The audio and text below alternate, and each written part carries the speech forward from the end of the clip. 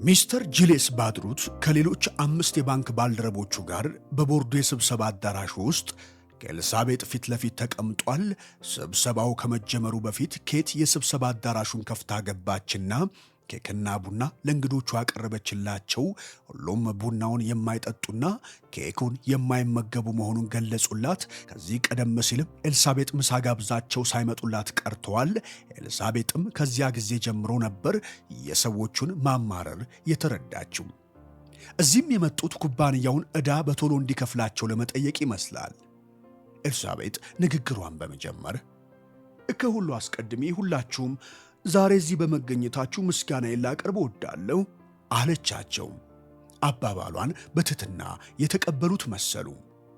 ትንፋሿን በኃይል ዋጠችና እዚህ እንድትመጡ የጠየቅኳችሁ ባንካችሁ ለሮፊና ለልጆቹ ኩባንያ የሰጠውን የብድር መመለሻ ጊዜ እንዲያራዝም ለመጠየቅ ነው አለች። ሚስተር ጁልየስ ባድሩት ራሱን ነቀነቀና አዝናለሁ ሚስ ሮፊ፣ ቀደም ብለን አሳውቀናል አለ። ቆይ ግን አልጨረስኩም በማለት አዳራሹን ዙሪያውን ከቃኘች በኋላ እናንተን በሆን ኖሮ ጌቶቼ እምቢል ነበር ስትል ተናገረች። በመጀመሪያ እርሷን በመመልከት ቀጥሎ እርስ በርስ ተወያዩ። ኤልሳቤጥ ቀጠለችና ብድሩን በሚመለከት አባቴ ይህን ኩባንያ ያካሄድ በነበረበት ወቅት በጣም ጎበዝ አሰሪ እንደሆነ ታውቃላችሁ። ታዲያ አሁን ልምድ ለሌላት ሴት መሪ ለምን የብድር መመለሻ ጊዜ ታራዝማላችሁ? አለች።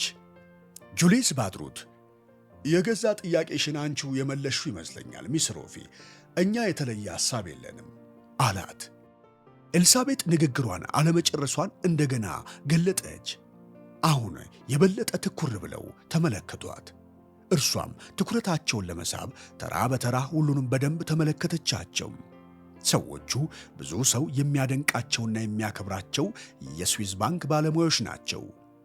ትዕግሥት የማጣትና የመቁነጥነጥ መንፈሳቸው በመገረም ተተክቶ ወደፊታቸው ዘንበል ብለው በጥሞና ያዳምጧት ጀመረ። ሮፊና ልጆቹን ሁላችሁም ለረጅም ጊዜ ታውቁታላችሁ ብላ ቀጠለች ኤልሳቤጥ። እርግጠኛ ነኝ ብዙዎቻችሁ አባቴን በደንብ የምታውቁት ይመስለኛል። ካወቃችሁት ደግሞ ታከብሩት እንደነበር አልጠራጠርም። አባባሏ ትክክል መሆኑን ራሳቸውን ወደፊትና ወደ ኋላ በመነቅነቅ አረጋገጡላት። እኔ እንደምገምተው አለች ቀጥላም፣ እኔ የአባቴን ስፍራ መያዜን ዛሬ ጠዋት ስትሰሙ ብዙዎቻችሁ ትጠጡት የነበረው ቡና ሳያንቃችሁ አልቀረም ይመስለኛል። ከባንክ ባለሙያዎቹ አንደኛው ፈገግ ከዚያም ከት ብሎ በመሳቅ በእርግጥ ትክክል ነሽ ሚስ ሮፊ፣ ባለካ አትበይኝና የሌሎቹንም ጓደኞቼን ስሜት ወክዬ ነው የምናገረው። ያልሽው ምን ነበር? በእውነት የጠዋቱ ቡና ሊያንቀን ነበር ብሎ በሳቅ ነገራት። ኤልሳቤጥ ፈገግታ መገበቻቸውና በእናንተ አላማርርም፣ እኔ እርግጠኛ ነኝ ራሴን በሆን ተመሳሳይ እርምጃ ነበር የምወስደው ብላ ነገረቻቸው። ሌላው የባንክ ባለሙያም ሚስ ሮፊ፣ ሁላችንም በዚህ ስብሰባ ውጤት ተስማምተን እያለን በእጁ ስሜቱን እየገለጸ እዚህ መቆየታችን በጣም ይደንቀኛል አለ። እዚህ የተገኛችሁበት ምክንያትማ አለች ኤልሳቤጥ፣ እናንተ በመላው ዓለም የታወቃችሁበት የባንኩ ባለሙያዎች በዶላርና ሳንቲሞች ቆጠራ ብቻ ውጤታማ ተግባር የማታከናውኑ መሆኑን ለማስረዳት ነው። ይህ አባባል ትክክል ቢሆን ኖሮ እናንተም ሳታስፈልጉ ባንኩ በሂሳብ ሠራተኞችና ገንዘብ ቆጣሪዎች ብቻ በተንቀሳቀሰ ነበር። እርግጠኛ ነኝ እንደ ባንክ ባለሙያነታችሁ ከዚህ የላቀ ተግባር የሚጠበቅባችሁ ይመስለኛል። እንዴታ አለ እንጂ አለ ሌላኛው የባንክ ባለሙያ። ግን እኮ እኛ ነጋዴዎች ነን ሚስ ሮፊ፣ እናም ብሎ ጨምሮ ተናገረ። እና ሮፊና ልጆቹ የንግድ ድርጅት ነው። በጣም ትልቅ ድርጅት መሆኑ አያጠያይቅም። ከአባቴ ወንበር ላይ እስከ ተቀመጥኩበት ጊዜ ድረስ ምን ያክል ግዙፍ ተቋም እንደሆነ እኔም በሚገባ አልገነዘበውም ነበር።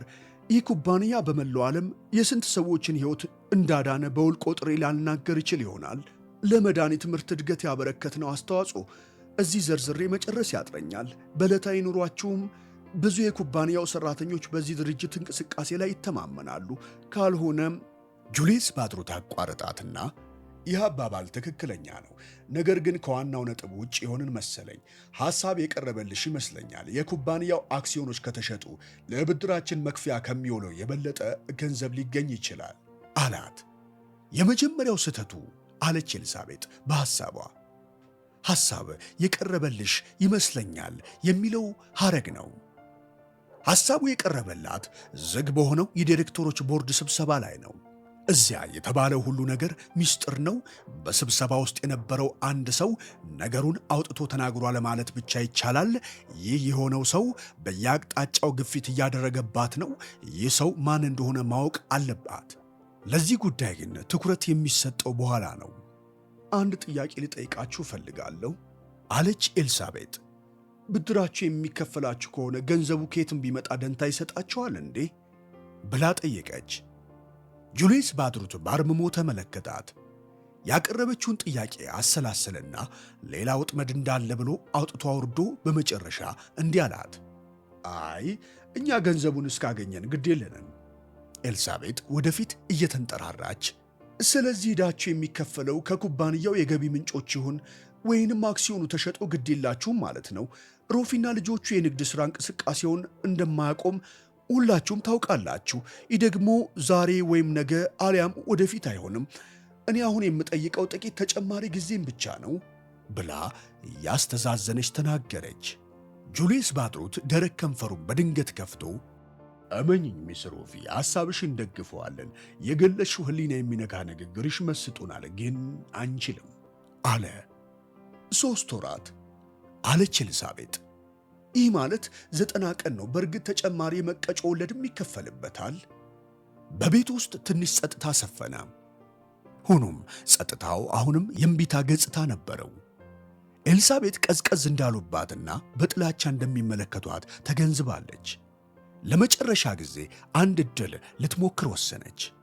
ይህን መግለጽ ትክክል ይሁን አይሁን አላውቅም ብላ ጀመረችና የምታመነታ መስላ ንግግሯን ቀጠለች። ይህንንም ነገር በሚስጥር እንድትይዙልኝ ጠይቃቸዋለሁ ብላ ዙሪያውን ስትመለከታቸው ለአባባሏ እንደገና ትኩረት ሲሰጡ ተመለከተች። በጠቅላላ የመድኃኒት ኢንዱስትሪ ላይ ትልቅ ምርታ የሚያስከትለውን ውጤት ለማግኘት ሮፊና ልጆቹ ጫፍ ላይ ተቃርበዋል አለችና ልባቸውን ለመስቀል ንግግሯን ቆም አደረገች። ይህ ኩባንያ በዓለም ላይ ያሉትን መድኃኒቶች ሁሉ የሚያስከነዳ አዲስ ምርት በቅርቡ ሰርቶ ሊያወጣ ነው አለች ቀጥላ። በአካባቢው ትልቅ ለውጥ ሲከሰት ታያት። ጁልየስ ባድሩት ከመቀመጫው እንደመነሳት አለና ምን አይነት የሚል ጥያቄ አቀረበ።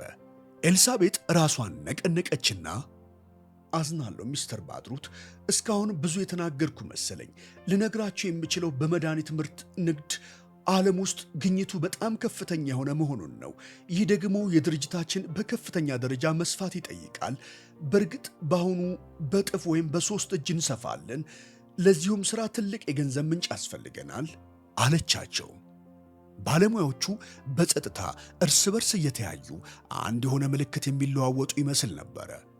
ሚስተር ባድሩት ሰፍኖ የነበረውን ጸጥታ ደፈረሰና የ90 ቀናት ተጨማሪ ቀናት የምንሰጥሽ ከሆነ ወደፊት ሮፊና ልጆቹ ለሚያከናውናቸው ተግባራት ሁሉ አገልግሎት የምንሰጥ ብቸኛ ባንክ ለመሆን እንሻለን ሲል ተናገረ።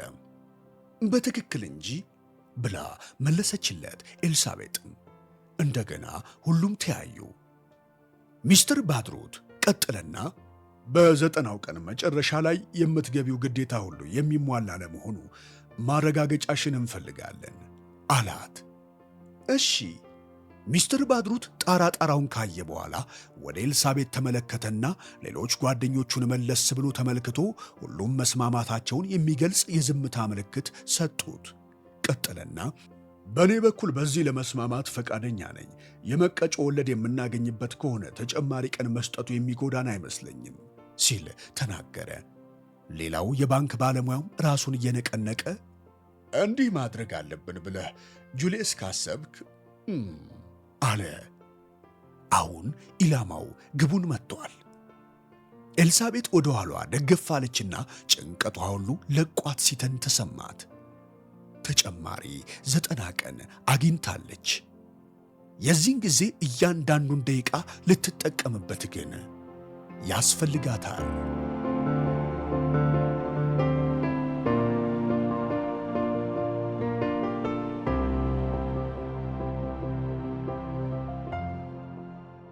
ከመላው ዓለም ወደ ኤልሳቤጥ ጠረጴዛ የሚመጡ መልእክቶች በሰፊው ቀጠሉ።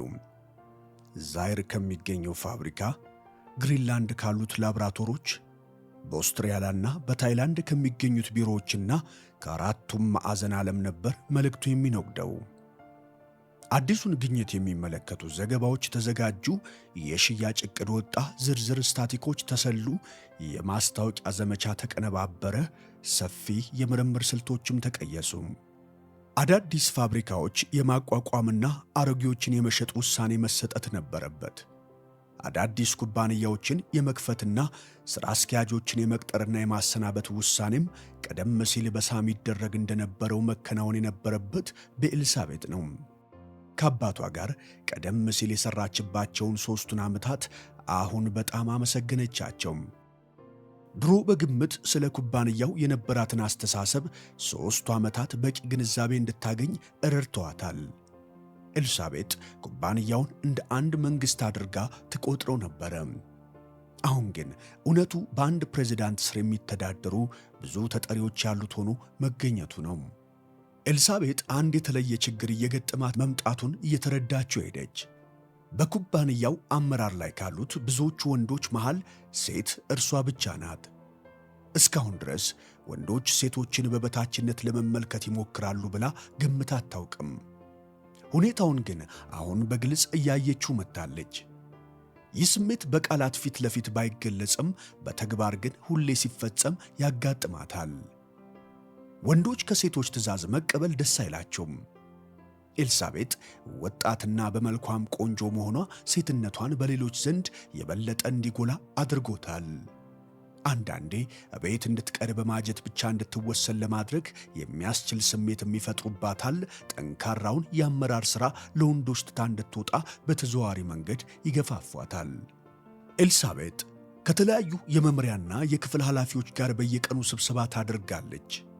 ሁሉም በጠላትነት አይመለከቷትም። ቆንጆ የሆነች ልጃገረድ በፕሬዝዳንቱ ወንበር ላይ ተቀምጣ አመራር ስትሰጣቸው ስሜታቸው መነካቱ ይታወቃል። አብሬያት እኮ ብተኛ በቁጥጥር ስር ላውላት እችላለሁ ይላል አንዳንዱ በሐሳቡ። ሰዎቹ ስለ ኤልሳቤጥ ያላቸው ግምት የተሳሳተ ነው። የኩባንያውን እንቅስቃሴ የሚመራው ጭንቅላቷ ስለሆነ መመልከት የነበረባቸው ሴትነቷን ሳይሆን አእምሮዋ ብቃት አለው ወይስ የለውም የሚለውን ነበረ። ችሎቷን ዝቅ አድርገው የገመቱ ሲሆን ስህተታቸው የመነጨውም ከዚሁ ግምታቸው ነው። ስልጣኑን ለመያዝ ያላትን ብቃት በንቀት ተመልክተውታል። ሌላው ስህተታቸው የመነጨው ከዚሁ አስተሳሰብ ነው። ጥንካሬዋን በትክክል መገንዘብ ተስኗቸዋል። ትልቁ ጥፋታቸውም እዚሁ ላይ ነው። በልጅቷ ደም ውስጥ የሳሙኤል ሮፊ ደም ያለ ሲሆን ጠንካራ የሆነ መንፈስ ከአባቷም ወርሳለች። በአካባቢዋ ያሉ ወንዶች ሁሉ ሊጠቀሙባት ሲሞክሩ፣ እርሷ ደግሞ በተሻለ መንገድ ትጠቀምባቸው ነበረ። እነርሱ ያካበቱትን ሰፊ ዕውቀትና ልምድ ደህና አድርጋ በመጭመቅ በሥራው ላይ አውለዋለች። ሰዎቹ ብዙ እንዲናገሩ እያደረገች ታዳምጣቸው ነበር። ጥያቄም ትጠይቃቸውና የሚሰጧትን መልስ ደህና አድርጋ ትመዘግበዋለች። ከነርሱ ብዙ ነገሮችን ተማረች። ሁል ቀን ከሥራ ወጥታ ወደ ቤቷ ስትሄድ በዘገባ የተሞሉ 2 የእጅ ቦርሳዎችን ይዛ በመጓዝ እቤት በሚገባ ታነባቸው ነበረም። አንዳንዴ ስታነብና ስትጽፍ ሳይታወቃት እስከ 10 ሰዓት ከሌሊቱ ትቆያለች። አንድ ቀን ምሽት ጸሐፊዋን 2ቱን ቦርሳ ሸክማ ከቢሮዋ ስትወጣ የጋዜጣ ፎቶግራፍ አንሺ አነሳት። በሚቀጥለው ቀን ይኸው ፎቶግራፍ ጠንካራዋ ሠራተኛ ከሚል ጽሑፍ ጋር ተያይዞ በጋዜጣ ታትሞ ወጣም። ኤልሳቤጥ በአጭር ጊዜ በመላው ዓለም ታወቀች። ጋዜጦች በጣም ቆንጆ ስለሆነችውና በብዙ ቢሊዮን የሚቆጠር ዶላር ከአባቷ ወርሳ ኩባንያውን በመምራት ላይ ስለምትገኘው ልጃገረድ በሰፊው ጻፉ። ኤልሳቤጥ በጣም ደስ የምትል ብልህና ቁም ነገረኛ ልጅ ናት። እንዲህ አይነት ባህሪ ዕውቅ ከሆኑት ሰዎች ዘንድ ተሟልቶ የሚገኘው አንዳንዴ ብቻ ነው። አዎ አንዳንዴ። በሯን ሁልጊዜ ለጋዜጠኞች ክፍት አደረገች። በዚህ አፈጻጸሟ የተበላሸውን የኩባንያውን ስም ለማደስ ያላሰለሰ ጥረትን አድርጋለች። ጋዜጠኞቹም በሚቻላቸው ሁሉ አደነቋት። አንድ ጋዜጠኛ ጥያቄ አቅርቦላት መልስ መስጠት ሲሳናት ምንም ሳትፈራ እፊቱ ስልክ አንስታ ለጥያቄው ምላሽ ከሥራ ባልደረቦቿ ትጠይቃለች። የቦርድ አባላት የሆኑት ዘመዶቿም ሁልጊዜም በሳምንት አንድ ቀን ለስብሰባ የሚመጡ ሲሆን ኤልሳቤጥ አስፈላጊውን ጊዜ ትሰጣቸዋለች። ሲያስፈልግም ሁሉንም በጋራ ወይም በአንድ ታነጋግራለች። የቦርድ አባላት አጎቶቿን ብዙ ጊዜ በምታነጋግራቸውም ወቅት ከመካከላቸው ማን የንጹሐን ደም በፈንጂ እንዲፈስ እንዳደረገ፣ የኩባንያው ምስጢር ለተወዳዳሪዎች እንደሰጠና ማን ደግሞ ኩባንያውን ለማውደም እንደሚሞክር ፍንጭ ለማግኘት ትጥር ነበረ። ኢቮ ፖላዚ ፎለፎልና ማራኪ ሰው፣ ኤሌክ ኒኮልስ ጨዋና ቀና ሰው። ይህ ጨዋ ሰው ኤልሳቤጥ በምትጠይቀው ጊዜ አስፈላጊውን እርዳታ ያደርግላታል። ቻርልስ ማርቴል ፍርሃትና ጭንቀት ሁሌ የሚሰማው ሰው ሲሆን እንዲህ ያሉ ፈሪ ሰዎች መውጫ በሚጠፋባቸው ጊዜ በጣም አደገኞች ይሆናሉ። ዋልተር ጋስነር ሙሉ በሙሉ ጀርመናዊ ደም ያለውና ከውጭ ሲያዩት መልከ መልካምና ወዳጅ መሳይ ነው። እውነተኛ ገጽታው ምን ይመስል ይሆን? ያገባው በዕድሜ 13 ዓመት የምትበልጠውን ሀብታሟን አና ሮፊን ነው። ያገባት ለፍቅር ነው ወይንስ ለገንዘቧ ብሎ ይሆን? ኤልሳቤጥ ከነኚህ ሰዎች ጋር ስትሆን የሚሉትን ሁሉ በትኩረትና በጥንቃቄ ታዳምጥ ነበረም።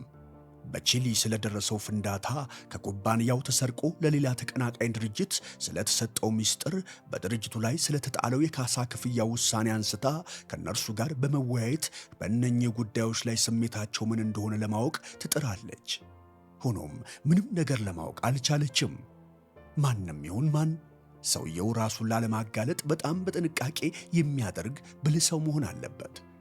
በተዘረጋለት ወጥመድ ውስጥ እስካሁን መግባት ነበረበት። ኤልሳቤጥ በሚስጥራዊ ዘገባ መጨረሻ ላይ ሳም በእጁ የጻፈውን ሐረግ አስታወሰች። ከሃዲው ይጠመድ። ለዚህም አንድ ዘዴ መፈለግ አለባት። ኤልሳቤጥን የመድኃኒት ንግድ ሥራ ከጊዜ ወደ ጊዜ እያስደስታትና እያረካት መጥቷል። ሆኖም ስለ ኩባንያው የሚገልጹ መጥፎ ዜናዎች ሆነ ተብለው እየተሰራጩ መጡ። ለምሳሌ ኩባንያው ባመረተው መድኃኒት መዘዝ አንድ በሽተኛ መሞቱን የሚገልጽ ዘገባ ከተጻፈ ከመቅጽበት ይኸው ዜና በስማ በለው በመላ ዓለም ተሰራጭቶ ይገኛል። በዚህ ተመሳሳይ የውድድር ሥራ ላይ የተሰማሩት ኩባንያዎች ላዩን ወዳጆች መስለው ይታያሉ። የኩባንያዎቹ ሥራ አስኪያጆች ብዙ ጊዜ ስብሰባና ግብዣ አላቸው። ኤልሳቤጥንም በዚሁ ላይ እንድትገኝ አንድ ቀን ጠሯት። በግብዣው ላይ የነበረችው ሴት እርሷ ብቻ ነበረች። ሁሉም የሚወያዩት ስለ ዕለታዊ ችግራቸው ብቻ ነበረ። ከትልልቅ ኩባንያዎች ፕሬዝዳንቶች መካከል መካከለኛ ዕድሜ ያለው አንዱ ጅንን ያን ዕለት ምሽት ኤልሳቤጥን ይከተላት ነበረ። ጠጋ በማለት የመንግሥት ቁጥጥር በየዕለቱ አበሳጭ እየሆነ ነው። አንድ ኩባንያ አስፕሪን ሰርቶ ቢያወጣ ነገ መንግሥት አይፈቅድለትም ብሎ ነገራት። በበላይነት መንፈስ ፈገግታ መገባትና ንግግሩን በመቀጠል የኔ እህት አስፕሪን በገበያ ላይ ከዋለ ስንት ጊዜ እንደሆነ ታውቂያለሽ? ሲል ጠየቃት። ኤልሳቤጥ ስትመልስ ሂፖክራተስ ሳሊሲልን ከእንጨት ቅርፊት ከቀመመበት ከ400 ቅድመ ልደት ክርስቶስ ጀምሮ መድኃኒቱ በገበያ ላይ ነው ብላ መለሰችለት። ትኩር ብሎ አያትና ፈገግታው እየከሰመ ልክ ብሎ ተለያት። በእነኚህ ኩባንያዎች መካከል ወዳጅነት የሰፈነ ቢመስልም አንዱ የሌላውን ግኝት ለመስረቅ በጣም ይራወጣል። ስርቆቱ ከተሳካ በኋላ ስሙን ቀይሮ የፓተንት ፍቃድ በማውጣት ብቻ ይዞ ወደ ገበያ ውስጥ መግባት ነው። ቀደም ሲል በግኝቱ ላይ ምርምር ያካሄደው ኩባንያ ግን በብዙ ሚሊዮን የሚቆጠር ገንዘብ ከስሮ እንዲሁ ሜዳ ላይ ይቀራል። በኢጣሊያ የዚህ አይነት ስርቆት አያስፈልግም። ኢጣሊያ አዲስ መድኃኒትን በሚመለከት ምንም አይነት የፓተንት ሕግ ከሌላቸው ሀገሮች መካከል አንዷ እንደሆነችው በግብዣው ላይ ከነበሩ ሥራ አስኪያጆች መካከል አንደኛው ኤልሳቤጥን አጫውቷታል።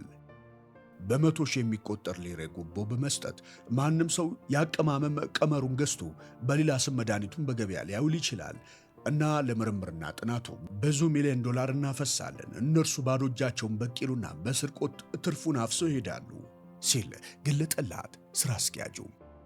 ኢጣሊያ ብቻ ናት ስትል ጠየቀች ኤልሳቤጥ። ኢጣሊያና ስፓኝ በጣም መጥፎቹ ናቸው። ፈረንሳይና ምዕራብ ጀርመን መጥፎ አይደሉም። እንግሊዝና ዩናይትድ ስቴትስ ግን ንጹሐን ናቸው ብሎ መለሰላት። ኤልሳቤጥ እነኚህን ስርቆት ያበገናቸውን ሰዎች ሁሉ በትኩረት ዙሪያቸውን እያየች የሩፊና የልጆቹን ኩባንያ ፓተንት በመስረቅ ረገድ እጃቸውን የከተቱ ሰዎች እዚህ ውስጥ ይኖሩ ይሆን ብላ በልቡ አሰበች። ኤልሳቤጥ ብዙውን ጊዜዋን የምታሳልፈው በአውሮፕላን ከስፍራ ስፍራ በመጓጓዝ ነው። ፓስፖርቷን ሁሌ ከላይኛው የጠረጴዛ መሳቢያ ውስጥ ነበር የምታስቀምጠው። ይህን ያደረገችበትም ምክንያት ቢያንስ በሳምንት አንዴ ከካይሮ፣ ከጓቲማላ ወይም ከቶኪዮ ጥሪ ስለሚደርሳት በቅርቡ ልታገኘው እንድትችል ነው። በዚህም ሁኔታ በትንሽ ሰዓት ከሌሎች የሥራ ባልደረቦቿ ጋር አስቸኳይ ጥሪው ወደ ተደረገበት ስፍራ በፍጥነት ለመድረስ ወደ አውሮፕላኑ ትሄዳለች። ቦምቤን በመሳሰሉ ትልልቅ ከተሞች የፋብሪካ ሥራ አስኪያጆችና ቤተሰቦቻቸውን ታነጋግራለች። ለምሳሌ ከጓቲማላ ዘገባ ሲደርሳት የጻፈውን የኤሜል ኑሮዝን ስም ከስር ታነብና ወዲያውኑ ወፍራምና ደስተኛ የሆነችው ሚስቱ ከ12 ልጆቹ ጋር ትዝ ይሏታል። ከኮፐንሃገን የሚላከው ዘገባ የሚፈረመው በኒልስ ቢዮርን ሲሆን ስሙን ስትመለከት አብራው የምትኖረው ሽባ እናቱ ትታወሳታለች። ሪዮ ዲ ጄኔሮን ስታስታውስ ደግሞ ከአሌክሳንድሮ ዱሻልና ከባለቤቱ ጋር ያሳለፈችው ነገር ትዝ ይላታል። ኤልሳቤጥ በመላው ዓለም ስትዘዋወርም የኤሚሊ ጆኤፕሊንን ሥራ በቅርበት ትከታተል ነበረ። ሁልጊዜ ቀጥታ መስመር ባለው ስልኳ ማታ ማታ ቤቱ እየደወለች ታነጋግረዋለች። በስልክ እንኳን ስታናግረው ሚስጥር ይባክናል እያለች በጥንቃቄ ታደርግ ነበረ። ነገሮች እንዴት እየተካሄዱ ነው? ከገመትኩት ትንሽ እያዘገሙ ነው ሚስ ሮፌ። የሚያስፈልግህ ነገር አለ? ምንም፣ ግን ብቻ ጊዜ ያስፈልገኛል። ትንሽ ችግር አጋጥሞኝ ነበር፣ አሁን ግን ፈትቼዋለሁ። ጥሩ። ምንም ነገር ካስፈለገ ደውልኝ። እሺ? እሺ፣ ደውላለሁ። አመሰግናለሁ ሚስ ሮፌ። ኤልሳቤጥ ስልኩን ዘጋች። ለባንኮች የሰጠችው የጊዜ ገደብ እየተቃረበ ስለሆነ ሥራውን ቶሎ ቶሎ እንዲያካሂደው ልትነግረው ፈልጋ ነበረ። ሆኖም ኤሚሊ ጆኤፕሊን መገፋፋት ለጥያቄው ምላሽ ሊሆን አይችልም። የትዕግሥት ጦቷን ለራሷ አምቃ ለመያዝ ወሰነች። የባንኩ የጊዜ ገደብ በሚያበቃበት ወቅት ምርምሩ ውጤት ሊሰጥ ከሚችልበት ደረጃ እንደማይደርስ ኤልሳቤጥ አውቀዋለች። አንድ ዕቅድ መጣላት። ለጁልየስ ባድሩት ሚስጥሯን ልታካፍለውና ላብራቶሩ ድረስ አምጥታ ልታሳየው ማሰበች። ከዚህ በኋላ የምትፈልገውን ተጨማሪ ጊዜ ባንኩ ሊሰጣት ይችላል። ኤልሳቤጥ ከሪስ ዊሊያምስ ጋር አንዳንዴም እያመሸች በቅርበት አብራው ትሠራ ነበረ። ሁለቱ ብቻቸውን አምሽተው ከሰሩ በኋላ ቢሮ አጠገብ ባለው የግል ምግብ ቤት ውስጥ ራት ይበላሉ። አልፎ አልፎ ራታቸውን የሚመገቡት ወደ መኖሪያ ቤቷ እየሄዱ ነበረ። ኤልሳቤጥ በሪስ ውስጥ ያለውን ከማግኔት የጠነከረ ስበት እየተገነዘበችው መጥታለች። ሪስ በእርሷ ቢማረክም ስሜቱ እንዳይታወቅበት ይጥር ነበረ። ሁልጊዜ የትሕትናና የጓደኝነት ስሜት ያሳያታል። አንዳንዴ ልትተማመንበትና ሚስጥረኛዋ ልታደርገው ትፈልጋለች። ሆኖም እርሷም ይህን ስሜት እንዳይታወቅባት ጥንቃቄ ማድረጓን ቀጠለች። ኩባንያውን ለማውደም በመፈጸም ላይ ስላለው ተንኮል ብዙ ጊዜ ልትነግረው ከደረሰች በኋላ የሆነ ነገር ካፏ ይመልሰዋል። ከማንም ጋር ስለዚህ ሁኔታ ለመወያየት አሁን ገና ነኝ ብላ ታስባለች። ብዙና ሰፊ ጥናት ማድረግ ይኖርባታል። ከጊዜ ወደ ጊዜ በራሷ መተማመኗ እየዳበረ መጣ። አንድ ጊዜ በቢሮዋ ውስጥ ይካሄድ በነበረው ሽያጭን በሚመለከት ስብሰባ ላይ አልሸጥ ብሎ ስላስቸገራቸው የፀጉር ቅባት ይወያዩ ነበረም። ኤልሳቤጥ ይህን ቅባት ከዚህ በፊት ሞክራው ከሌሎች ተመሳሳይ ቅባቶች ሁሉ የተሻለ መሆኑን በግል ተረድታለች። የመድኃኒት መሸጫ መደብሮች አልሸጥ ስላላቸው መልሰው እየላኩልን ነው አለ የሽያጭ ክፍላቸው ኃላፊ። ቀጠለና ስለ ምርቱ ሰፊ ማስታወቂያ መነገር አለበት ሲል ሐሳቡን ገለጠ። ከተወሰነው በላይ የማስታወቂያ በጀታችንን እኮ ተጠቅመንበታል ብሎ ሪስ ሐሳቡን ተቃወመ። ቀጠለና ሌላ ዘዴ መፈለግ አለብን ብሎ ተናገረ። ኤልሳቤጥ ከመድኃኒት መሸጫ መደብሮች ሰብስቧቸው ብላ ትእዛዝ ሰጠች። ሁሉም በመገረም ወደ እርሷ ተመለከቱና ምን የሚል ጥያቄን አቀረቡ። ወደ ሪስ ዞር አለችና የማስተዋወቁን ዘመቻ መቀጠል ያለብን ይመስለኛል። ሆኖም ቅባቱ በሴቶች የቁንጅና ሳሎን ውስጥ እንዲሸጥ እናደርግና በቀላሉ ሊገኝ የማይችል ምርት እናስመስለው ብላ ተናገረች። ሪስ ለጥቂት ጊዜ አሰበና ራሱን በመነቅነቅ እኔም እስማማለሁ፣ እንሞክረው አለ። ቅባቱ ውሎ ሳያድር ተፈላጊ ሆነ። ከዚህ በኋላ ሪስ አንቺ መልክ ብቻ አይደለም ጭንቅላትም አለሽ በማለት እያሳቀ አሞካሽቷት ድርጊቶቿን በጥልቀት ማጤን ጀመረ።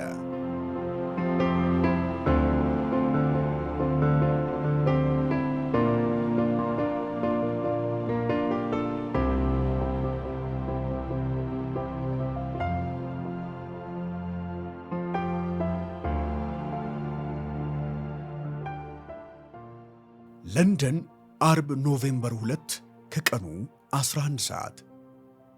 በሩ ተከፍቶ አንድ ፎጣ ገለደመ ሰው ሲገባ አሌክ ኒኮልስ በእንፋሎት በታፈነው የሳውና መታጠቢያ ክፍል ውስጥ ብቻውን ነበረ። ሰውየው ከአሌክ አጠገብ አግዳሚ ወንበር ላይ ተቀመጠና ይህ ቦታ እንደ ጠንቋይ ቤት ሙቀትና ጢስ ያፍን የለ እንዴ ሰር አሌክ ብሎ ተናገረ። አሌክ ዞር ሲል ከአጠገቡ የተቀመጠው ጆኒ ስዊንተን ነው። እዚህ እንዴት አድርገ ገባ አለና ጠየቀው። ስዊንተን ባይኑ በመጥቀስ ካንተ ጋር ቀጠሮ እንዳለኝ ገልጬላቸው ገባው ብሎ መለሰለት። ትኩር ብሎ አሌክን እያየው ቀጥረኸኛል ነበር እንዴ ሰር አሌክ አለው። በፍጹም ብሎ ተናገረ አሌክ። ተጨማሪ ጊዜ እንደሚያስፈልገ ገልጬልሃለሁ። ያቺ ዘመድ አክሲዮኗን እንደምትሸጠውና ገንዘባችን እንደምትከፍለን ነግረህን ነበር። እርሷ ሐሳቧን ቀየረቻ። አንተም ሌላ ዘዴ መፈለግ አለብህ። እስካሁን ዝም ብለናል እኮ። እየሞከርኩ ነው። ይህ እኮ የሞትና የሽረት። ጆን ስዊንተን ወደ አሌክ ጆሮ ጠጋልና እንዳንተ አይነት ጥሩ ጓደኛ በፓርላማ ውስጥ እንዲኖረን ስለምንፈልግ ልንጣላህ አንሻም የምለው ገባ። ለሁሉም ልክ አለው በማለት ወደ አሌክ አዘነበለ። አሌክም ከአግዳሚ ወንበር ላይ ሸርተት እያለ እየራቀው ሄደ። ቀጠለና ውለታ ውለንልሃል። አሁን ደግሞ ያንተ ተራ ነው። ስለዚህ መድኃኒት በመርከብ ታመጣልናለህ አለው። አይሆንም፣ ያ በፍጹም አይቻልም አለ አሌክ። አልችልም፣ ምንም ዘዴ የለውም። አሌክ ይህን ካለ በኋላ ወደ መቀመጫው ጠርዝ ተገፍቶ ሊወድቅ መቃረቡን ተረዳ።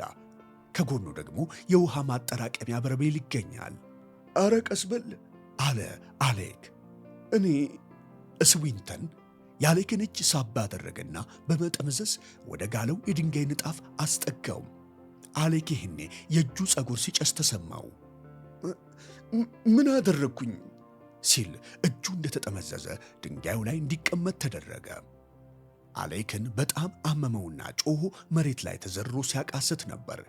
ስዊንተን እንደወደቀ ቆሞ እያየው በል ዘዴ ፈልግ፣ በቅርቡ ተመልሼ እመጣለሁ አለው።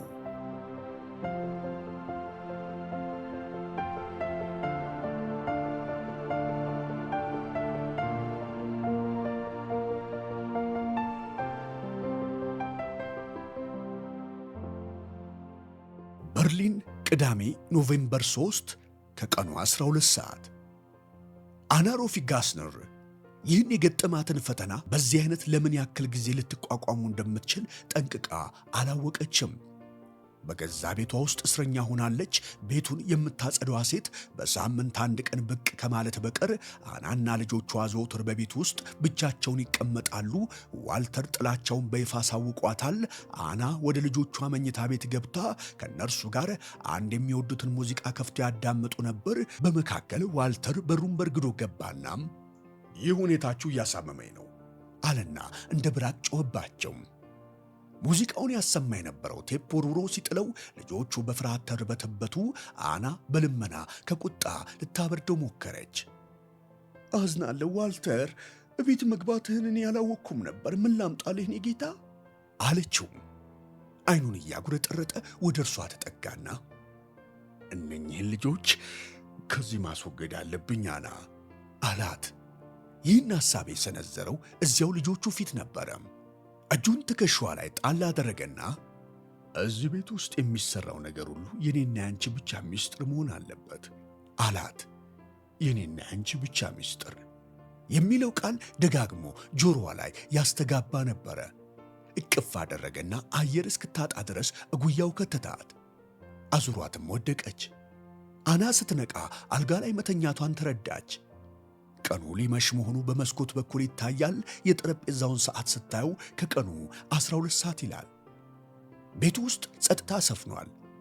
ወዲያውኑ ስለ ልጆቿ ሁኔታ በመጣባት ሐሳብ ከመቅጽበት በፍርሃት ተዋጠች። ካልጋዋ ወርዳ ለመራመድ ብትሞክርም የሚንቀጠቀጠው እግሯ አላስኬድ አላት። የግዷን እየተንገዳገደች ወደ በሩ ተጠጋች። በሩ ከውጭ ተቆልፎበታል። ወደ በሩ ቀዳዳ ጆሮዋን በማስጠጋት ለማዳመጥ ሞከረች። የልጆቹ ድምፅ መሰማት ነበረበት።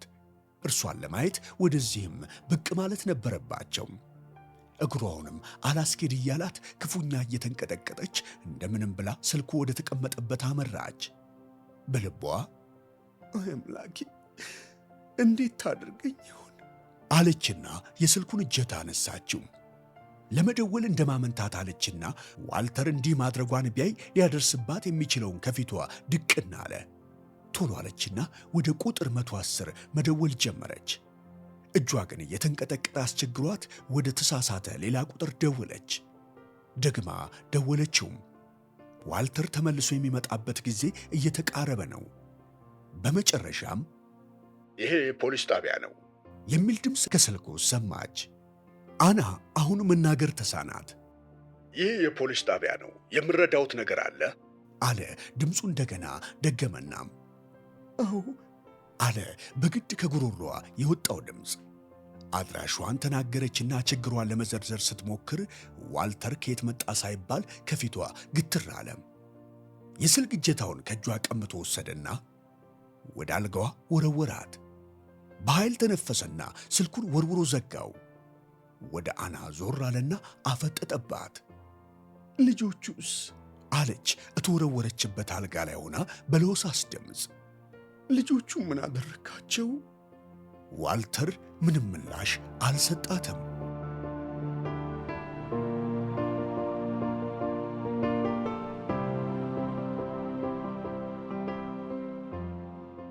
የበርሊን የወንጀለኛ ምርመራ ጣቢያ የሚገኘው በ2832 ኬቴ ጎዳና ላይ ሲሆን በአካባቢው ከሚገኙት አፓርታማዎች በምንም አይለይም። ከከተማው የተለያዩ ጥሪዎችን የሚቀበለው የአደጋ ጊዜ ተጠሪ ክፍል አውቶማቲክ የስልክ ጥሪ መቀበያ መሳሪያ ያለው ሲሆን ጥሪ ላደረገ አስፈላጊው ምላሽ እስካልተሰጠ ድረስ የጠሪው ስልክ ቁጥር በመሳሪያ ውስጥ ተመዝግቦ ይቆያል። በዚህ አይነት የጥሪ አድራጊው ስልክ ቁጥር የቱ እንደነበር በቀላሉ ማወቅ ይቻላል። ጣቢያው ከሚኮራባቸው የተቀላጠፈ አሰራሩ መካከል በጣም ዘመናዊ ይህ ውስብስብ መሳሪያ ነበረ። አና ጋስነር ጥሪ ባካሄደች በ5 ደቂቃ ውስጥ መርማሪ ፖሊሶች ጳውሎስ ላንጌ ጥሪው የተካሄደበትን ቅጂ ይዞ ወደ አለቃው ቢሮ ገባ። ይህን እንድታዳምጠው እፈልጋለሁ ጌታዬ አለ መርማሪ ላንጌ። ካለቃው ቢሮ ወዳለው ቴፕ ሪከርደር የቴፕ ክር እየከተተ አና ሮፊ የተናገረችውን ቃል መልሶ ተሰማ። ሴትዮዋ በፍርሃት የተዋጠች መሆኑ ካነጋገሯ የሚያስታውቅ ሲሆን ንግግሯ በመካከል ቁርጥ አለና የሆነ የመንጓጓት ድምፅ ተሰምቶ ስልኩ ተዘጋም። ሻለቃ ዌጅማን ወደ ላንጌ እየተመለከተ ጥሪው ከየት እንደተደረገ አውቃቸዋል ብሎ ጠየቀው። ከማን መኖሪያ ቤት እንደተደወለ ለይተናል ሲል መለሰ መርማሪው ፖሊስ። ታዲያ ችግሩ ምንድን ነው ሲል እንደገና ጠየቀ። ሻለቃው ትዕግስቱ ያለቀ በሚመስል ድምፅ ምርመራ የሚያደርግ ቡድን በአስቸኳይ ላክ ብሎ አዘዘው። በመጀመሪያ ያንተን ስምምነት ለማግኘት ነው አለው መርማሪው እንዲፈርምለት ወረቀቱን ከፊቱ እያስቀመጠ። እርግጠኛ ነህ አለው ሻለቃው በትኩረት እየተመለከተው። አዎ ሻለቃዬ። ሻለቃ ዌጅማን ጎንበስ አለና ወረቀቱን በትኩረት አነበበው። ጥሪ የመጣው በጀርመን ከሚገኘው የሮፊና ልጆቹ ኩባንያ ሥራ አስኪያጅ ከዋልተር ጋስነር ቤት ነበረ። እነኚህ ሰዎች ያላግባብ መንካት የሚያስከትለውን መዘዝ መዘርዘር አያሻም። እነርሱን የሚያውቃቸው አእምሮ የሌለው ሰው ብቻ ነው። እነኚህን ሰዎች ለማስቆጣት በስህተት የሚወሰደው እርምጃ ነገ ያለ ሥራ መቅረትን ያስከትላል። ሻለቃ ዌጅማን ይህን ሁሉ ለጥቂት ጊዜ አሰላሰለና እሺ ይሁን እስኪ አጣሩት እዛ ቦታ አንተ ራስህ ብቻ እንድትሄድ እፈልጋለሁ። አሁንም ነገሩ በጥንቃቄ ያዘው፣ ይገባሃል መቼም ሲል አዘዘው። ይገባኛል ሻለቃዬ ብሎ ሰላምታ ሰጥቶ ወጣ።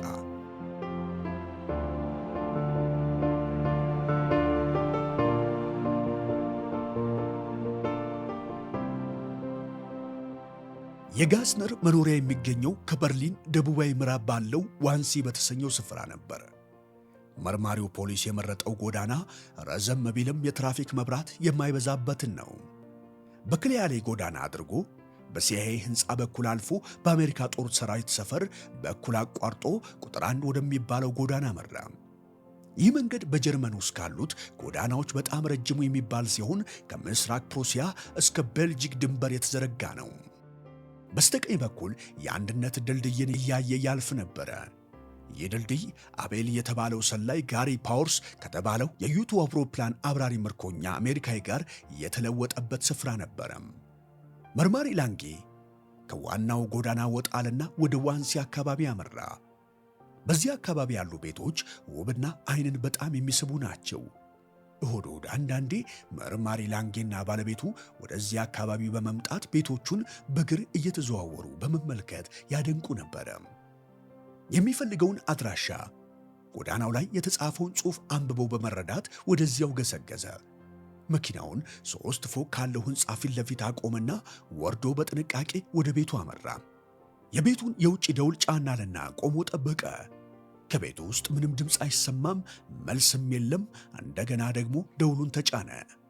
አሁንም ምንም ምላሽ አልተገኘም። በጓሮ በኩል ዞሮ ሁኔታውን ለመመልከት ሲያስብ አንዲት ሴት በሩን ከፈተች። ሴትየዋ በመካከለኛ ዕድሜ ክልል የምትገኝ ቀጠን ያለች ስትሆን መጎናጸፊያ የሌለው የሌሊት ልብሷን ከላይዋ ጣል አድርጋለች። መርማሪው ፖሊስ ሴትየዋ የቤት ሠራተኛ መሰለችው። የመታወቂያ ወረቀቱን ከኪሱ አወጣና ሚስ ዋልተር ጋስነርን ለማነጋገር እፈልጋለሁ። መርማሪ ፖሊስ ላንጌ እንደሚፈልጋት እባክሽ ንገሪልኝ አለ። ሚስ ጋስነር እኔ ነኝ አለችው ሴትየዋ። መርማሪው ሁኔታው በጣም አድርጎ አስገረመው። የቤቱ ባለቤት ትሆናለች ብሎ በሐሳቡ የገመታትና አሁን ፊቱ ቆማ ባለችው ሴት መካከል ትልቅ ልዩነት አለ። ከጥቂት ጊዜ በፊት ወደ ፖሊስ ጣቢያችን ስልክ ተደውሎ ነበረ ሲል ንግግሩን ጀመረ። ዝም ብላ ታዳምጠው ነበረ። ስልክ የደወልሽው አንቺ ነበርሽ ሚስ ጋስነር ሲል ጠየቃት። አዎ አለች መልስ ሰጠው። ግን በስተት ነበር። ለራሳችን ሪከርድ ያክል ነው የምጠይቀው። ምን አይነት ስተት አላት። እንደ ማመንታት አለችና ጌጤ የጠፋ መስሎኝ ነበር ግን በኋላ አገኘሁት ብላ መለሰችለት። የአደጋ ጊዜ ጥሪው መደረግ ያለበት ግድያ፣ ቅሚያ፣ ድብደባና የመሳሰሉት ወንጀል ነክ አደጋ ሲደርስ ብቻ ነበር። ሁሉንም ነገር በጥንቃቄ ያዘው ብሎ አለቃ የነገረው ትዝ አለው። አለ መርማሪው። ወደ ውስጥ ገብቶ ለማየትና የምትደብቀውን ነገር ለመመልከት በልቡ አስቦ ነበር። ግን ምንም ለማድረግ እንደማይችል ተገነዘበናም አመሰግናለሁ ሚስ ጋስነር፣ ስላስቸገርኩሽ አዝናለሁ አላትና ወደ ኋላው ዞሮ መንገዱን ቀጠለ። አናም በሩን ዘግታ ወደ ኋላዋ ዞር ስትል ዋልተር ጭንቅላቱን ነቀነቀና አና ጥሩ አድርገሻል፣ አሁን ወደ ፎቅ እንውጣ አላት። ፎቁን ተቃቅፈው ተያያዙት።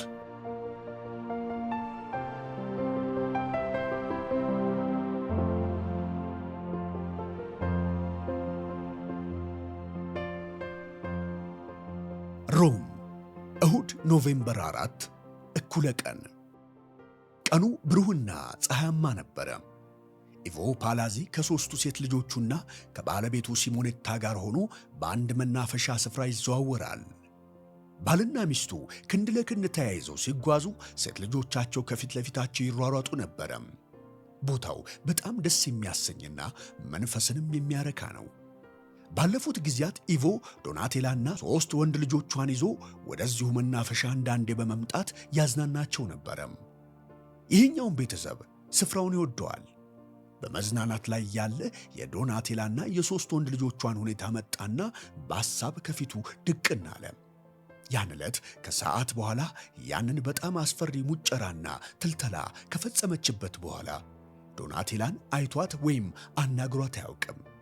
ሙጨራው ግን ምንጊዜም አይረሳውም።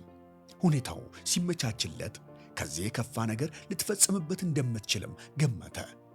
ለዚህ ያክል ጊዜ ሲለያት እንደምትበሳጭ ቢያውቅም እኔ የቀመስኩትን ያክል ትቅመሰው ሲል ዝም ሊላት ወሰነ። በዓይነ ሕሊናው የመጣችበት ኑ ተከተሉኝ ልጆች በዚህ መንገድ የሚል ድምጿ ይሰማ ነበረ። ይህ የቀን ቅዠቱ እውን ሆኖ ተገኘ። ፍራንቺስኮ ፍጠኑ እንጂ ስትል ሰማት። በርቀት ከኋላው ነች። አራቱም በፍጥነት ወደ እነርሱ ገሰገሱ። ዓይኑን ለማመን ተስኖት እርሷ ናት ወይስ አይደለችም ብሎ በድጋሚ ሊያት ሞከረ። ራሷ ናት። በአጋጣሚ ተገናኝተን ወይስ ሆን ብላ ፈልጋኝ ይሆን የሚለውን ጥርጣሬ ለማጣራት ሲሞክር ወደ እርሱ እየገሰገሰች መሆኑን ተረዳ። ሁለቱ ቤተሰቦቼ ዛሬ እዚህ ተገናኝተው መዋረዴ ነው ብሎ በጣም ደነገጠ፣ ተበሳጨ። ድምፁን ከፍ አደረገና የማሳያችሁ ነገር አለ፣ ሁላችሁም ፍጠኑ አላቸው እየጮኸ። ቤተሰቡን በሙሉ ይዞ እያስሮጠ የመናፈሻውን ደረጃ በመውረድ ሌሎች ጎብኚዎችን እየገፈታተረ ወደፊት ገሰገሰ። ደግነቱ ከኋላ ያሉት ወንዶች ልጆቹ አላዩትም እንጂ ቢያዩት ኖሮ አባባ ብለው ይጣሩና ዳቦ ሊጥ ይሆን ነበረም። የሴቶቹ ልጆቹ የባለቤቱ ትንፋሽ ቁርጥ ቁርጥ እስኪል ድረስ እየገፋቸው ወደፊት ሩጫውን ቀጠለ። ወዴት ነው የምንሮጠው? አለች ሲሞኔታ በተቆራረጡ ትንፋሿ። የሚያስቸኩል ምን ተፈጠረ ብላ ጠየቀችው። አንድ የሚያስደንቅ ነገር አለ አለ ኢቮ። ቆይ ታዩታላችሁ፣ ፍጠኑ። ወደ ኋላው ዞር ሲል ዶናቴላና 3 ወንድ ልጆቿ ለጊዜው አይታዩም። ኢቮ አቅጣጫውን እያቀያየረ ወደ ላይ የሚያስወጣውን ደረጃ ተያይዞ ሩጫውን ቀጠለ። ቶሎ በል እንጂ አላቸው ሴት ልጆቹን። የምንፈልግበት ቦታ ቀድሞ የደረሰ ሽልማት ያገኛል ብሎም አበረታታቸው። ኢቮ እኔን ደክሞኛል አለች ሲሞኒታ። ትንሽ ልናርፍ እንችላለን ብላም ጠየቀችው። እንደ መገረም ብሎ በትኩረት አያትና እንረፍ፣ ይህማ ዕቅዳችን ሁሉ ማበላሸት ነው ብሎ መለሰላት። የሲሞኔታን እጅ ይዞ እንደ ማበረታታት የጎተታት ደረጃውን የመውጣት ፍጥነቱን ጨመረ። ራሱን ደክሞት አሁን ትንፋሹ መቆራጥ ጀምሯል። የልብ ድካም እዚሁ ይዞኝ ክንትር ብዬ በቀረው ግልግል ነበር አለ በሐሳቡ። ይህች የሞቴ ሴትዮ አለና በልቦ ወገዛት። ማንኛቸውንም ሴት እኮ ማመን አይቻልም። እንዴት እንዲህ ታደርገኛለች? ቆይ እንገናኛለን በልቡ አለና ከንፈሩን ነከሰ። ከዶናቴላ ጋር አልጋ ላይ ሲታገሉ የነበረው ሁኔታ አልፎ አልፎ ይመጣበታል። አሁንስ እባክህ መቆም አንችልም ብላ ሲሞኔታ ለመነችው። ቆይ ተቃርበናል፣ ትንሽ ይቀረናል ብሎ መለሰላት። አሁን ደረጃውን ወጥተው ጨርሰዋል። ትንሽ እንደተጓዙ ኢቮ ወደ ኋላ ዞር ሲል ዶናቴላና ልጆቿ ጨርሶም የሉም። የት ነው የምትወስደን ስትል ሲሞኔታ እንደገና ጠየቀችው። ታዩታላችሁ አልኩኝ እኮ አትቸኩይ አላት በፈገግታም። ተከተሉኝ አላቸውና በመናፈሻው መውጫ በር ይዟቸው ወጣ። ትልቋ ሴት ልጁ ኢሳቤላም ገና ከመግባታችን ተመልሰን መውጣታችን ነው እንዲያባብዬ ብላ ጠየቀችው።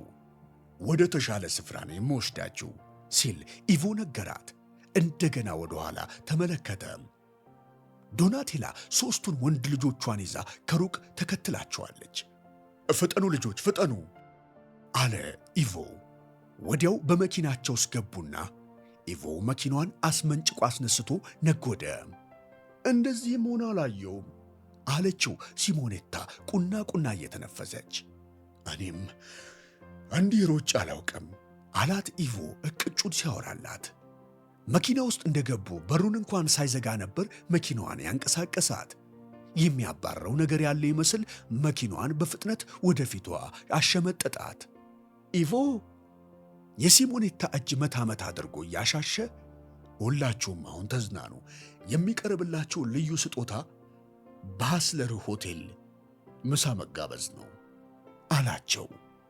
ሲሞኔታንና ልጆቹን በጣም ጥሩ ምሳ ጋበዛቸው። ምግቡ በጣም ጣፋጭ ነው። ኢቮ ምሳውን በሚመገቡበት ወቅት አልፎ አልፎ እጁ እንደ መንቀጥቀጥ እያለ ቢላዋና ሹካውን ለመጨበጥ ያስቸግረው ነበረ። ይህን አይነት ነገር ከእንግዲህ ልቋቋሙ አልችልም። ሕይወቴን ስታበላሽው ዝም ብዬ ቁጭ ብዬም አላያትም አለ በልቡም።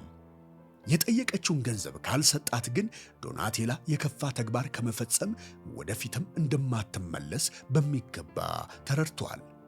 በምን አይነት መንገድ ኬትም ይሆን ገንዘቡን አግኝቶ መስጠት ይኖርበታል።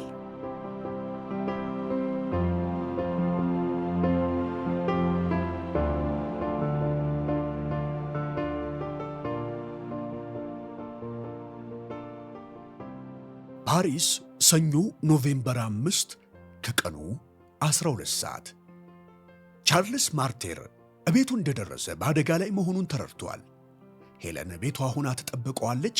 ቤት የነበረው ጌጧን አስመስሎ አርቲፊሻል ለቻርልስ ሰርቶ የሰጠው ፒየር ራቹድ አብሯት ነው። ቻርልስ ገና በሩን ከፍቶ በመግባት ሁለቱንም ሲያቸው ከልክ በላይ ደንግጦ ቆመ። ወደዚህና ቻርልስ አለችው ሄለን። አነጋገሯ በቁጣ መንፈስ ስለነበር አስፈራርቶታል። ቀጠለችና ከሙሴ ሪቻርድ ጋር የምትተዋወቁ ይመስለኛል አለችው። ቻርልስ ድንጋጤ እያንዘፈዘፈው ምንም ሳይናገር ቆሞ ቀረም። ቁጭ በል ቻርልስ። አሁን የተሰጠው ትዕዛዝ ነበር። ተቀመጠ። ሄለን ንግግሯን ስትጀምር ውድ ባለቤቴ፣ አሁን የሚጠብቅ የትልቅ ሌብነት ወንጀል ክስ ነው። ጌጣጌጦቹን ሰርቀህ ሚስተር ሪቻርድ አስመስሎ በሰራልህ አርቲፊሻል ተክተሃቸዋል አለችው። በልጅነቱ እንኳን አድርጎ የማያውቀው ነገር ተፈጸመና የሆነ ፈሳሽ የውስጥ ሱሪውን ሲያረጥበው ተሰማው። መፈጠሩን ጠላም። ለጥቂት ጊዜ ክፍሉን ለቆ በመውጣት የውስጥ ሱሪውን ቢቀይር ደስ ይለው ነበረ። በዚያም ይሆን በዚህ አንዴ ከቤት ውስጥ ከወጣ እልም ብሎ ለመጥፋትም ወሰነ። ሄለን ሁሉንም ነገር ታውቃለች። እንዴት እንደደረሰችበት ማወቅ አያስፈልግም። ግን ሐሳቡንና ምኞቱን ሁሉ ተረድታለች። ሄለንን ከቻርልስ በላይ የሚያውቃት የለም። ምንም ነገር በጠላቶቿ ላይ ከመፈጸም ወደኋላ የማትል አረመኔ ናት። ላፍታም ሳታመነታ ልታደባየው እንደምትችል ቻርልስ ያውቃል። ወደ ፓሪስ በረንዳ ዳሪ ዱርዬዎች ደረጃ ዝቅ ለማድረግ የሚሳናት ምንም ነገር እንደሌለ ቻርልስ ደና አድርጎ ተገንዝበዋል። ነፃ ልትወጣ የነበረች ሕይወቱ እንደገና ከመቅጽበት ወደ ሲኦል ተወረወረች። እንዲህ አይነት መጥፎ ድርጊት በእኔ ላይ ፈጽመ ማምለጥ የምትችል ይመስልሃል? ብላ ጠየቀችው በቁጣም። ቻርልስ ምንም መልስ ሊሰጥ አልቻለም። የውስጥ ሱሪው እንደራሰ መሆኑ ይሰማዋል። ሆኖም ግን ጎንበስ ብሎ ለማየትም አልደፈረም። ሙሴ ሪቻርድን እውነቱን ሁሉ እንዲነግረኝ አግባብቼዋለሁ አለች። ቻርልስ እንዴት ልታግባባው እንደቻለች ሊገባው አልቻለም። ከእኔ ሰርቀህ ለእሱ የከፈልከው ገንዘብ ደረሰኞች ፎቶኮፒ በጄ ይገኛል። ከፈለግኩ ለ20 ዓመታት ወህኒ እንድትወርድ ላደርግህ እችላለሁ አለችው። ንግግሯ ቻርልስን ወደ ባሰ ፍርሃትና ድንጋጤ ጨመረው። ካለፈው ልምድ እንደተማረው በሌላ ጊዜ ደግና የዋ መስላ የምትታየው ሄለን ያንኑ ያክል አደገኛና ክፉ ናት። ቻርልስ በጣም ስለፈራት ቀና ብሎ ሊያትም አልደፈረም። ምን ይሆን የምታደርገኝ የሚለው ጭንቀት በፍርሃት በተዋጠው አይምሮዋ ውስጥ መጉላላት ጀመረ። ሄለን ወደ ሪቻርድ ዞር አለችና ምን ማድረግ እንደሚኖርብኝ ከአንድ ውሳኔ ላይ ሳልደርስ ስለዚህ ጉዳይ ከማንም ጋር እንዳትወያይ ነግሬሃለሁ ብላ አስጠነቀቀችው። እንዴታ ማዳም ሮፌ በደንብ እንጂ አለና ተነስቶ እጅ ነስቶ ወጣ። ሄለን በሩን ከዘጋች በኋላ ባሏን ተከትሏት እንዲመጣ በዓይን ትእዛዝ ሰጠችውና ወደ ሌላ ክፍል ገባች። ቻርልስን ምን ያክል ፍርሃት ውጦት እንደነበር በደንብ አውቃለች። ሽንቱን በሱሪው ላይ መልቀቁንም አየችና ሳቀች። እርሷ እንዲህ ስትቆጣ ምን አይነት ገጽታ ከእርሱ እንደምትጠብቅ ቀደም ሲል በደንብ አስተምረዋለች። ከዚህ ሁሉ በኋላ ደግሞ በሁኔታው በጣም ትደሰታለች። ለእርሷ ከባሏ ጋር የነበራት ጊዜ በጣም የምትደሰትበት ነው። ቅስሙንና ልቡን በዚህ አይነት ከሰበረች በኋላ የምትፈልገውን እንዲያደርግ ታስገድደዋለች። ሄለን በምትሰጠው መመሪያ መሰረት የኩባንያውን ሥራ ለማስፋፋት ቻርልስ የወሰደው እርምጃ ጠቃሚ ውጤት አስገኝተዋል። ፈረንሳይ የሚገኘውን የሮፊና ልጆቹን ኩባንያ ቅርንጫፍ ሙሉ በሙሉ ሄለን የምትቆጣጠረው በባለቤቷ በኩል ነው። ቀደም ሲል በነበረው ጋብቻዋ የበለጠ ሀብት አፍርታ ነበረ። ሄለን የምትፈልገው ግን ከሀብት ብቻ ሳይሆን ዋናውን የሮፊና ልጆቹን ኩባንያ ሙሉ በሙሉ ለመቆጣጠር ነበረ። የእርሷን አክሲዮን በማገላበጥ ሌላ ተጨማሪ አክሲዮን ለመግዛት ሞክራ ነበረ። ሌሎች ሁሉ የየራሳቸውን አሳልፈው ሊሸጡላት ሲስማሙ ሳም እንቅፋት ሆኖባታል። አሁን ደግሞ በእርሱ እግር የተተካችው ልጁ ኤልሳቤጥ ደንቃራ ሆና ቆማባታለች። የፈለገችውን ከግቡ ለማድረስ ግን ኤልሳቤጥም ሆነች ሌላ ሰው እንቅፋት እንዲሆኑባት ሄለን ዕድል አትሰጣቸውም። ቻርለስ ይህንኑ ዕቅዷን ከግብ ለማድረስ ሙሉ በሙሉ ታዛዧ ነው። ባለመችው ነገር ላይ አንዲት የተዛነፈች ነገር ብትፈጸም በልቧ ቻርልስ አንተን ያደርገኝ ብለዋለች። ቢሆንም አሁን ለፈጸመው ጥፋት መቀጣት ይኖርበታል ብላ ወስናለች። ፊቱን ትኩር ብላ እየተመለከተች ማንም ሰው አንተን ከኔ መውሰድ አይችልም ቻርልስ፣ ማንም ብያለሁ። እኔ ላድንህ ካልወሰንኩ አሁን አልቆልሃል አለችው። ቀጠለችና ከዚህ ሁኔታ እንዳድንህ ትፈልጋለህ ቻርልስ አለችው። አሁን አለ ፍርሃት ባለቀቀው አነጋገር።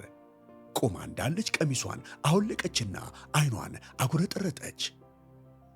አቤት አምላኬ፣ አሁን አይደለም፣ አሁን አልችልም አላት በቀስታ ድምፅ። ትሰማኛለህ? ሮፊና ልጆቹ የኔ ኩባንያ ነው። አብዛኛው አክሲዮን መያዝ እፈልጋለሁ። አይኑን አቁለጭልጮ ወደ ላይ ያያት። ኤልሳቤጥ እኮ አልሸጠውም ብላለች አላት። ሄለን ይህኔ ሙታንቷንና የጡት መያዣዋን ወርውራ ራቁቷን ጡቷ እንደተገተረ ከፊት ለፊቱ ቆመችና ይህን ለመክታት አንድ ነገር ማድረግ አለብህ፣ ወይንም የሚቀጥሉትን 20 ዓመታት በወህኒ ታሳልፋለህ። ግድ የለህም፣ ምን ማድረግ እንደሚገባህ እኔ እነግርሃለሁ። በመጀመሪያ ግን አሁን ወዲህ ጠጋ በል ቻርልስ ብላ መመሪያ ሰጠችው።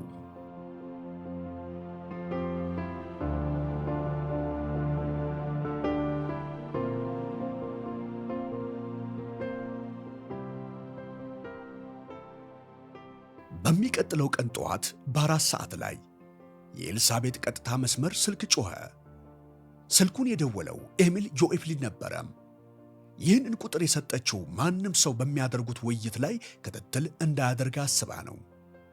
ላገኝሽ ብችል ደስ ይለኛል አላት ጆኤፍሊ። የተደሰተበት ነገር መኖሩ ካነጋገሩ ይታወቃል። በ15 ደቂቃ ውስጥ ካንተ ዘንድ ደርሳለሁ አለችው ኤልሳቤጥ መልሳ። ኤልሳቤጥ ኮት ለብሳ የተጣደፈች ከቢሮዋ ስትወጣ ኬተርሊንግ በመደነቅ ቀና ብላ እያየቻት ቀጠሮ አለሽ አለቻት። ለሚቀጥለው 1 ሰዓት ሁሉ ነገር ሰርዥው ብላ ሮጣ ወጣች። ወደ ተባለው ስፍራ ስትደርስ ጠባቂው ዘብ የኤልሳቤጥን የማለፊያ ወረቀት አየና ወደምትፈልገው አቅጣጫ መራት። ኤልሳቤጥ ጆኤፍሊን ብቻውን ላብራቶሪ ውስጥ አገኘችው። ሞቅ ያለ ሰላምታም አቀረበላት። የመጨረሻው ሙከራ ትናንት ማታ አካሄጃለሁ። መድኃኒቱ በደንብ ይሰራል። እርጅናን በደንብ ሊቆጣጠር እንደሚችል ማረጋገጥ ተችሏል።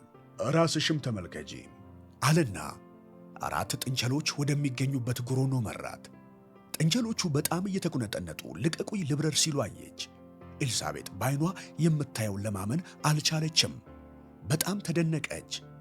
ታዲያ ይህን በሰዎች ላይ የምትሞክረው መቼ ነው ብላ ጠየቀችው። ከ3 እስከ 4 ወራት በሚደርስ ጊዜ ብሎ መለሰላት። ኤሚል ይህን ነገር ለማንም እንዳትናገር እሺ ብላ አስጠነቀቀችው። ኤሚል ጆኤፍሊ ራሱን ነቀነቀና እሺ ሚስ ሮፊ፣ የምሰራውን ብቻዬን ነው፣ በጣም እጠነቀቃለሁ አላት። የሰዓት በኋላውን ጊዜ በሙሉ የወሰደው የዲሬክተሮች ቦርድ ስብሰባ በጥሩ ሁኔታ ተካሂዷል። ዋልተር ወደዚህ ስብሰባ አልገባም።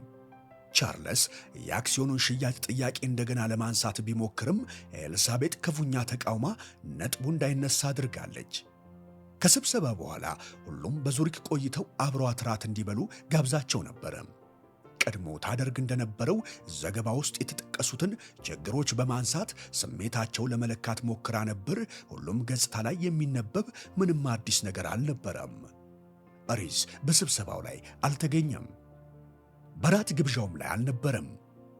አንድ አስቸኳይ ጉዳይ አለኝ ብሎ ይቅርታ ሲጠይቃት ኤልሳቤጥ ከልጃገረድ ጋር ተቃጥሮ ይሆን ብላ በልቧ አስባ ነበረ። ኤልሳቤጥ ሪስ ሁልጊዜ ከእርሷ ጋር አምሽቶ ሲሰራ ከልጃገረዶች ጋር የያዘውን ቀጠሮ ለማፍረስ የሚገደድ መሆኑን ተገንዝባለች። በአንድ ወቅት ደጋግሞ ቀጠሮ ያፈረሰባት ልጅ ልትፈልገው ቢሮ ስትመጣ ማይታለች። ልጅቷ ጠይቃው ስትመለስ ሪስ የአእምሮ ቀዶ አካሚ መሆኗን ገለጸላት። ኤልሳቤጥም ይህንኑ እውነታ በሚቀጥለው ቀን ለማረጋገጥ ችላለች። ሌሎችም የሴት ጓደኞቹ በተለያዩ ጊዜያቶች እንዲያጋጥሟታል። የሪስ ዊሊያምስን ማንነት የበለጠ ለማወቅ ብትችል ኖሮ በጣም ደስ ይላት ነበረ። በዚህ አኳያ ስለ እርሷ ያለውን ስሜት ብትገነዘብ ደስቷ ስፍር ቁጥር የለውም። ከአንድም ሁለት ሶስቴ ሪስ ከእርሷ መመሪያ ተቀብሎ ከሚሰራ ይልቅ ባንያውም በበላይነት ቢመራ ደስ ይላት እንደነበር አስባለች። ስለዚህ አስተሳሰቧ ምን ይሰማ ይሆን ብላም ገመተች። ያን ዕለት ምሽት ከራት በኋላ የቦርድ አባላቱ በሙሉ አመቺ በሆነላቸው መጓጓዣ ተሳፍረው ወደ መጡበት ሲመለሱ ሪስ ዊሊያምስ ኤልሳቤጥ ከኬት ጋር ቁጭ ብላ ትሰራ ወደ ነበረበት ቢሮዋ አምሽቶ መጣም። ሰላምታ ከሰጣቸው በኋላ ተደባለቀና ሦስቱም በአንድነት ስራቸውን ቀጠሉ። ሪስ የቀረበለትን ወረቀት በትኩረት እያነበበ ገጾቹን ሲያገላብጥ ኤልሳቤጥ ቀና ብላየችው። ተረቀው ከቀረቡት የኮንትራት ውለታዎቹ ውስጥ የሕግ ባለሙያዎቹ ሳያስገቡ ዘንግተው ያለፏቸውን ሐረጎች እያሰፈረ ቀና ብሎ ሰዓቱን አየና አረገኝ፣ በጣም መሽቷልና እኩለ ሌሊት አልፏል። አዝናለሁ፣ ቀጠሮ ስላለብኝ መሄድ አለብኝ። ጠዋት ቀደም ብዬ እመጣለሁ። እስከዚያም ይህን የጀመርኩትን አንብብና ጨርሱት አላቸው። ኤልሳቤጥ ቀጠሮ በተነሳ ቁጥር የእርሱ ሴት ጓደኞች ስለሚታዩት የአሁኑ ቀጠሮስ ከአእምሮ ቀዶ አካሚዋ ጋር ነው ወይስ ከሌላዋ ብላ አሰበች። ይህን ሐሳቧን ለመርሳት ሞከረችና ሪስ ዊሊያምስ እኮ በግሉ የሚሠራው ሁሉ የራሱ ጉዳይ ነው ብላ ለመደምደም ሞከረች። በመጨረሻም በጣም አዝናለሁ፣ እንዲህ በጣም መምሸቱን እኔም አላወቅኩም። አንተ ልትሄድ ትችላለህ፣ ኬትና እኔ ወረቀቶቹን አንብበን ጨርሰዋለን ብላ ተናገረች ኤልሳቤጥ። ሪስ ራሱን ወደፊትና ወደ ኋላ ነቀነቀና ጠዋት እስክንገናኝ ደህና አደሩ ብሎ ወጣ። ሪስ እስኪሰወር ድረስ በዓይኗ ተከተለችውና በስራዋ ላይ አቀረቀረች። ግን አይምሯ መላልሶ ሪስን እያስታወሰ አስቸገራት። ኤሚል ጆይፍሊ በአዲሱ መድኃኒት ላይ ያካሄደው ጥናት ምን እንደደረሰ ለሪስ ልታዋየው በጣም አድርጋ ጓጓች። ግን ትንሽ ብቆይ ይሻለኛል ብላ ወሰነች። ከምሽቱ ወደ 7 ሰዓት አካባቢ ስራቸውን አጠናቀቁም። ኬተርሊንግ የሚቀረን ሌላ ነገር አለ ሚስ ሮፊ ብላ ጠየቀች። አይ አይመስለኝም፣ ጨርሰናል። አመሰግናለሁ ኬት፣ ጠዋት ዘግይተሽ መግባት ትችያለሽ እሺ አለቻት። ኤልሳቤጥ ተነስታ ስትቆም ብዙ ከመቀመጧ የተነሳ ምን ያክል እንደዛለች ተሰማት። አመሰግናለሁ፣ እነኚህ ሁሉ ነገ ከሰዓት በኋላ ታይፕ ተደርገው እንዲያልቁልሽ አደርጋለሁ። በጣም ጥሩ። ኤልሳቤጥ ኮቷንና ቦርሷን አንስታ ኬትን ጠበቀቻትና ተያይዘው ወደ በሩ ሄዱ። ከክፍሉ ወጡና በኮሪደሩ አድርገው ተከፍቶ ወደሚጠብቃቸው ልዩ አሳንሰር አመሩ። ኤልሳቤጥ ወደ ምድር ቤት የሚወስደውን የአሳንሰር ማንቀሳቀሻ ለመጫን እጇን ስትዘረጋ ከቢሮ ውስጥ የቴሌፎን ጥሪ ሰሙ። እኔ ስልኩን ላንሳው ሚስ ሮፊ አለች ኬት። ግድ የለም አንቺ ሂጂ አለቻትና ከሊፍቱ ወጣች። ተረኛ የነበረው ዘበኛ አንደኛ ፎቅ ሆኖ አሳንሰሩን ሲመለከት የእንቅስቃሴውን አቅጣጫ የሚያመለክተው ቀይ መብራት ፍላጻው አሳንሰሩ መውረድ መጀመሩን አሳየ። ይህም ማለት ሚስ ሮፊ ከቢሮዋ ወጥታ እየመጣች ነው ማለት ነው። ሾፌሯ ከዘቡ አጠገብ ከጥግ ተቀምጦ የቀኑን ጋዜጣ ያነብ ነበረ። አለቃ መጣች አለው ዘበኛው ሾፌሩን። ሾፌሩ ተንጠራራና ከተቀመጠበት ተነስቶ ቆመ። ከመቅጽበት ድረሱልኝ ደውል ከአሳንሰሩ ውስጥ ተሰማ። ዘበኛው ወደ አሳንሰሩ መቆጣጠሪያ ሲመለከት አሳንሰሩ በከፍተኛ ፍጥነት ወደ ታች ሲያሽቆለቁል አየ። ከቁጥጥር ውጭ ሆኗል። የክርስቶስ ያለ ብሎ ዘበኛው ጮኸ። ወደ አሳንሰሩ ሮጠና አንድ ነገር ተጭኖ የአደጋ ጊዜ መውጫውን ለመስበር ሞከረ። አሳንሰሩ ግን ወደ ታች ያሽቆለቁላል። ሾፌሩም ሮጦ በመምጣት ዘበኛውን ሊረዳው ሞከረ። ምን ይሆን? ዞር በል አለ ዘበኛው እየጮኸ። ሊጋጭ ነው፣ ዞር በል። በደረጃው ወደ ምድር ቤት ወርደው እንዳትጋጭ ሊያድኗት ሞክረው ነበረ። ከውስጥ ለቅሶና ጩኸት ይሰማል። ብዙ ሳይቆይና እነርሱም ሳይደርሱላት አሳንሰሩ ሕንፃው እስኪነቃነቅ ድረስ ወርዶ ከመሬት ተላተመ። በአካባቢው ላለው ሰው መሬት የተንቀጠቀጠች ነበር የሚመስለው።